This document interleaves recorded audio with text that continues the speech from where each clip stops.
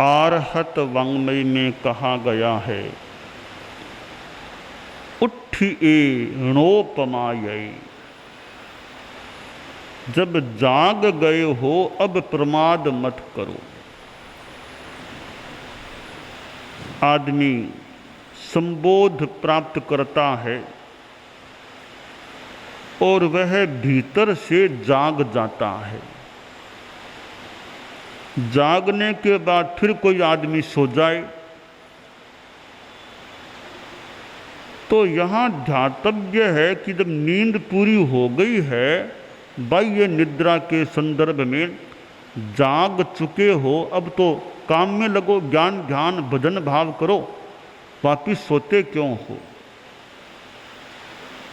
ठीक है, अभी निद्रा काल अवशेष है, बीच में जाग गए तो फिर भी वापिस सो जाएं, पर समय हो गया जागने का, अब वापिस क्यों सोएं।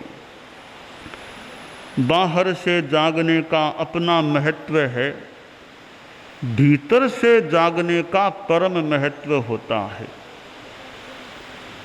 एक आदमी को ज्ञान हो गया कि नशा काम की चीज नहीं है, नुकसानदेह है, और जिसे छोड़ना मानवता की दृष्टि से भी अच्छा है, तो फिर उसे नशे को छोड़ने का प्रयास करना चाहिए। दुनिया में विभिन्न प्रकार के नशे चलते हैं।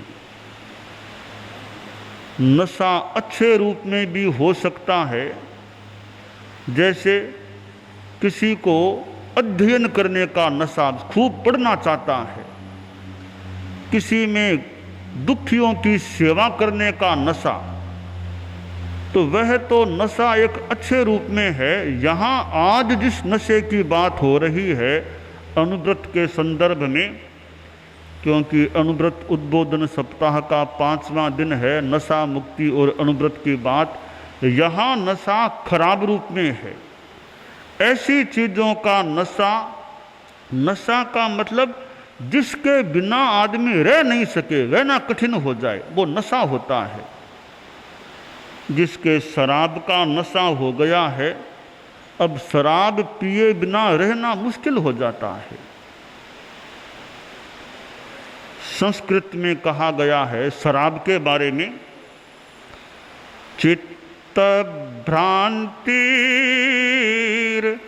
जायते मद्यपानाम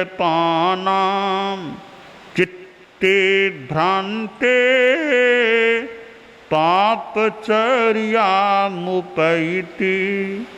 पापं कृत्वा दुर्गतिं यान्ति मूढ़ाः तस्मान्मद्यं नैव देयं न पेयम्। कविवर ने कहा कि मद्यपायी लोगों का चित्त भ्रांत हो जाता है, और चित्त भ्रांत होने पर आदमी पापाचार में, अपराध में जा सकता है।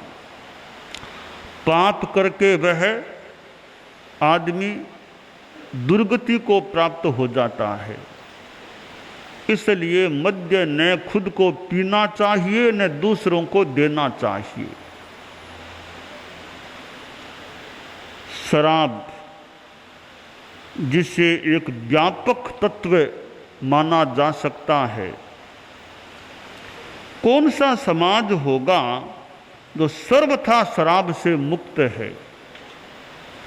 मैं तो तेरापंथ समाज पर भी ध्यान दूं तो कहना कठिन है कि तेरापंथ समाज भी नशे से, शराब से पूर्णतया मुक्त है, यह कहने का साहस नहीं हो रहा है। क्योंकि ध्यान दिया जाए तो कहीं कहीं शराब पीने वाले, भले कभी कभी पीने वाले हों, मिलने की नास्ती कहना कठिन है। इसलिए तेरापंथ समाज को भी पूर्णतया शराब मुक्त कहने का साहस मेरे में नहीं हो रहा है। तो यह ध्यान देने की बात है कि शराब के बारे में जानकारी भी हो और जो चीज़ गलत लग जाए, गलत है, नुकसानदेह है, त्याज्य है, मानवता की दृष्टि से अच्छी नहीं, उसे फिर छोड़ने का प्रयास भी होना चाहिए। तेरापंथ समाज को तो मैंने सामने ला दिया, बाकी और कौन सा समाज होगा जो पूर्णतया शराब मुक्त है? कोई हो तो मुझे बताएं, अच्छी बात है।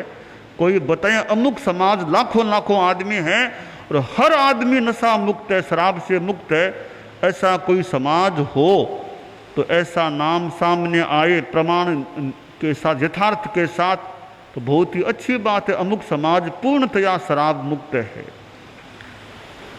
सरकार भी कोई प्रयास करती है नशा मुक्ति के लिए, शराब मुक्ति के लिए।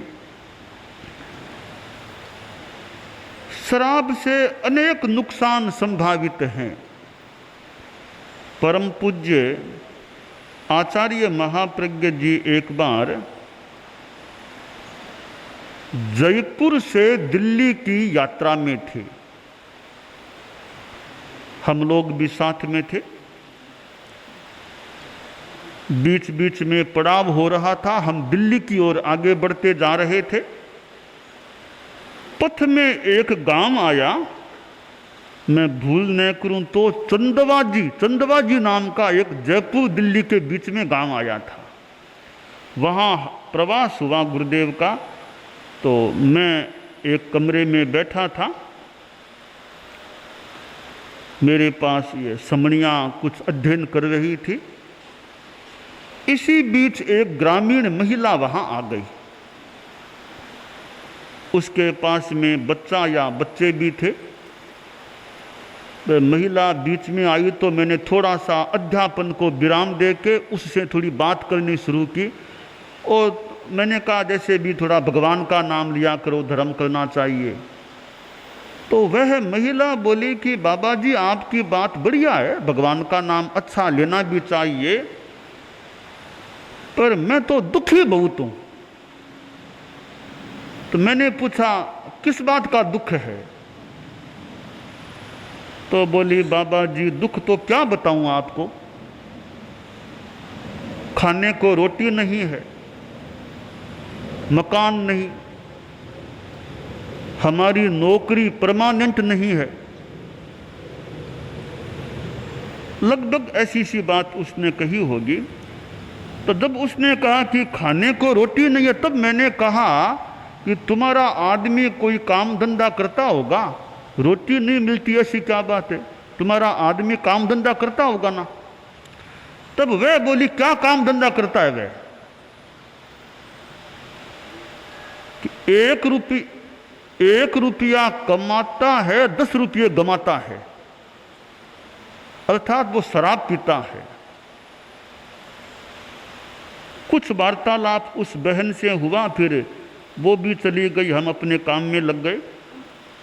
अगले रोज हम लोग आगे बढ़ गए, अगली मंजिल पर चले गए। तब मेरे मन में एक विचार उठा कि कल वो एक बहन आई थी, अपना दुखड़ा रो रही थी, बेचारी चली गई दुखड़ा रो करके। मैंने उसकी सहायता क्या की? दुखड़ा मैंने सुन तो लिया उसका, फिर मैंने सहायता क्या की उसकी? काम तो पूरा हुआ नहीं। तब मैंने कार्यकर्ता थे का भी पीछे वाले गांव में कोई महिला आई थी, वो दुखड़ा बता रही थी, पति शराबी। वो कोई महिला मिले तो वापिस यहाँ लाओ, थोड़ी बात तो करें, क्या उसकी सहायता हमारे द्वारा हो सकती है? तो वो कार्यकर्ता गए, उसको लेकर के आ गए, उसके हस्बैंड को भी साथ में लेकर के आ गए। तो मैंने उसके पति से पूछा कि आप शराब पीते हो? कहा मैं शराब पीता हूँ। तो मैंने कहा आप शराब पीते हो, आपके परिवार में कितनी समस्या हो रही है ना। उस बहन से मैंने कहा था कि रोटी नहीं मिलती है तो ये तुम्हारे पास बच्चे हैं, इनको तो तुम खाना खिलाती हो ना। तो बहन बोली खाना खिलाने की बात ऐसी है, कुछ होता है तो खिला देती हूँ, वरना डांट डपट इनको सुला देती हूँ मैं। तो यह कहानी उस महिला की मैंने सुनी कि बच्चों को खाना नहीं होने पर डांट डपट यानी मार पीट के इनको सुला देते हैं। अब यह सारी स्थिति, इसका एक निमित्त वह शराब, शराब के कारण से घर खराब, यह स्थिति मानो बन गई। मैंने उस आदमी से बात करके उसको शराब न पीने की प्रतिज्ञा लेने के लिए कहा। संभवतः उसने भविष्य में कभी भी शराब न पीने का संकल्प मेरे से ले लिया, अर्थात कुछ उसकी समस्या का समाधान का प्रयास हो गया। एक बार मैं सन 2000 में श्री गंगानगर गया था।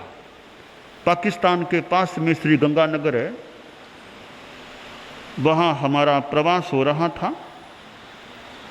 मैं सवेरे सवेरे बाहर जाता, बाहर जाकर के एक दिन वापस मैं आया अपने प्रवास स्थल पर। वहाँ 2 बाइयाँ खड़ी थी, वो मेरी प्रतीक्षा में संभवतः खड़ी थी। तो मैं थोड़ा रुका, उनकी ओर ध्यान दिया तो वो बोली कि बाबा जी बहुत दुखी हैं, बहुत दुखी हैं। मैंने कहा क्या दुख है? तो उन्होंने बताया कि हमारे घर में 2 युवक, 2 लड़के हैं, वे दोनों लड़के शराबी हैं। कमाई करने की तो बात ही क्या, हम औरतों से पैसा और मांगते हैं वो तो।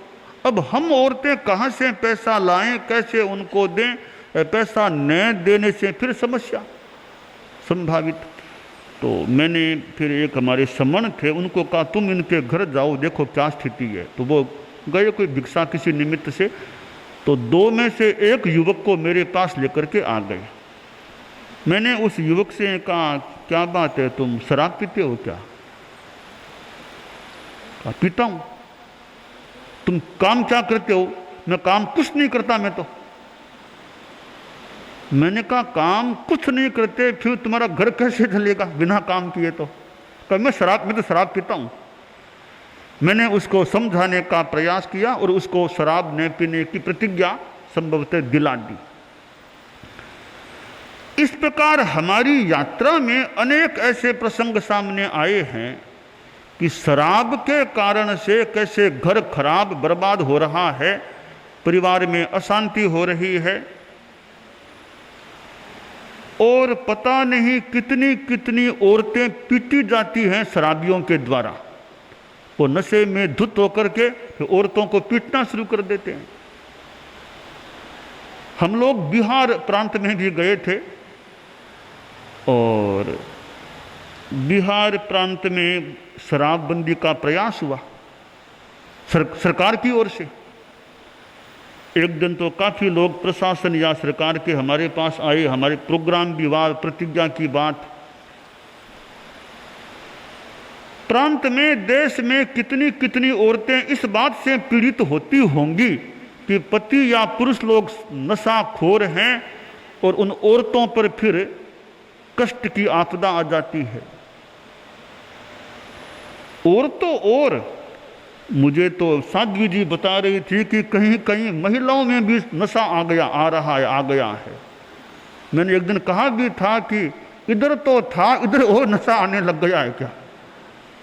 एक वर्ग तो बचा हुआ रहे कम से कम। पर सुना कि किंचित या जैसा भी आज पढ़ाई का भी विकास, शिक्षा का विकास और साथ में यह नशे का भी मानो विकास अगर वास्तव में हो रहा है तो महिला समाज में भी नशे ने पांव पसारने शुरू कर दिए हैं। और फिर तो कौन बचाएगा? जो कुछ बचाने वाली कहने वाली महिलाओं को मान ले, कुछ कहने की ताकत शराब बंद होना, अब वो खुद भी पीना शुरू कर देंगे, फिर कहने वाला कौन? तो हमारे साधु संत भले कहने वाले रहेंगे, और तो कौन कहेगा कि शराब छोड़ो। तो पुरुषों में तो खैर एक मानो पुरानी परंपरा सी मान लें, पर कम से कम महिला समाज को तो अछूता रहना चाहिए। इतना तो कोई कह सके कि कम से कम हमारे समाज की बाइयाँ तो नशा मुक्त हैं। तो वो स्थिति भी अगर समाप्त हो जाती है फिर तो और ज़्यादा स्थिति कठिनाई वाली बन सकती है। परम पूज्य गुरुदेव तुलसी ने अणुव्रत आंदोलन का प्रवर्तन किया और अणुव्रत के प्रयासों से कितने कितने लोगों ने नशा मुक्ति का संकल्प स्वीकार किया है। शराब तो है ही, और भी कितने कितने नशीले पदार्थ हैं, गुटखा, गा, बीड़ी, सिगरेट आदि आदि। वो जैसा कहना किए, एक तात्कालिक भले मिल जाए, स्थायी तो दुख है, तात्कालिक भले शांति सुख मिल जाए। क्षण मित्त सुखा बहुकाल दुखा, थोड़ी देर का सुख नशे से मिल जाए, एक बार की शांति भले मिल जाए, पर वो दुख और समस्या लंबे काल की हो सकती है। तो संस्कृत में कहा गया, अल्पस्य हेतोर बहुहातु मिच्छन विचार मूढ़ प्रतिभासी मित्रम। थोड़े लाभ के लिए ज्यादा नुकसान उठाना आदमी की विचार मूढ़ता होती है। इस परिषद में जो लोग बैठे हैं, मैं आशा करूं कि पूरे नहीं तो लगभग या प्राय लोग नशा मुक्त होंगे ही होंगे। पर जहां नशा है वहां यह बात पहुंचे, और संभव है संस्कार चैनल, पारस चैनल जैसे माध्यमों से। यहाँ तो थोड़े लोग बैठे हैं, अन्य कितने कितने लोगों के पास हमारी बात जा रही होगी, वे भी सुनेंगे या सुन रहे होंगे, सुनने वाले होंगे कि नशे से मुक्त रहने का, मुक्त बनने का प्रयास करें। कॉलेजों में, विद्यालयों में भी जो विद्यार्थी पढ़ते हैं, उनमें भी नशा मुक्ति का संकल्प जागे, संकल्प रहे। विद्यार्थी नशा मुक्त हो जाएं जीवन भर के लिए, तो भारत का भविष्य एक आयाम से तो अच्छा हो सकता है। भारत के नागरिक नशा मुक्त और बेईमानी से मुक्त रहें, तो भारत की जनता या भारत और कितना अच्छा बन सकता है। भारत में ऐसे भी विशेषता है, और चरित्र संपन्नता और अच्छे रूप में रहे, तो भारत की जनता या भारत देश और अधिक विशेषता संपन्न बन सकता है। हालांकि भारत तो, एक बात मैं तो पूरे विश्व की बात कहूँगा, पूरा विश्व अच्छा रहना चाहिए। सारा विश्व, सारे देश, सारी जनता अच्छी रहे, सुख में रहे, शांति में रहे, बुराइयों से मुक्त रहे। ये बुराइयां आदमी को अशांति की ओर धकेलने वाली बन जाती हैं। इसलिए शांति से रहने के लिए आदमी को बुराइयों से दूर रहने का प्रयास करना चाहिए। साधु, सन्यासी, साध्वियाँ आदि लोग घूम घूम कर बुराइयों को दूर करने का उपदेश देने का प्रयास करते हैं, और साधु संतों के उपदेश का कुछ असर भी होना कुछ अंशों में संभव है। और भी हमारे कार्यकर्ता, जानकार, विद्वान, प्रशिक्षक लोग हैं, वे भी नशे के दुष्परिणामों को, उसकी यथार्थ स्थिति को बताते हैं। तो लोगों को जानकारी मिलने से भी नशे से मुक्त रहने की प्रेरणा उन्हें प्राप्त हो सकती है। नशा एक व्यसन है, ऐसे 7 व्यसन बताए गए हैं। संस्कृत में कहा गया, द्यूतम च मांसम च सुरा च वेश्या पापार्ध चौर्यम परदार सेवा एतानि सप्त व्यसनानि लोके घोराति घोरम नरकम नयन्ति। जुआ भी एक व्यसन है, मांस भक्षण भी व्यसन, मदिरा भी व्यसन, वेश्यागमन व्यसन, शिकार व्यसन, चोरी व्यसन, परस्त्री गमन व्यसन। ये 7 व्यसन हैं जो आदमी को घोर, अति घोर नरक में ले जाने वाले बन सकते हैं। इसलिए आदमी व्यसन मुक्त जीवन जीने का प्रयास करे, और व्यसनों में एक है नशा। आदमी नशा मुक्त रहने का संकल्प रखे, यह काम्य है।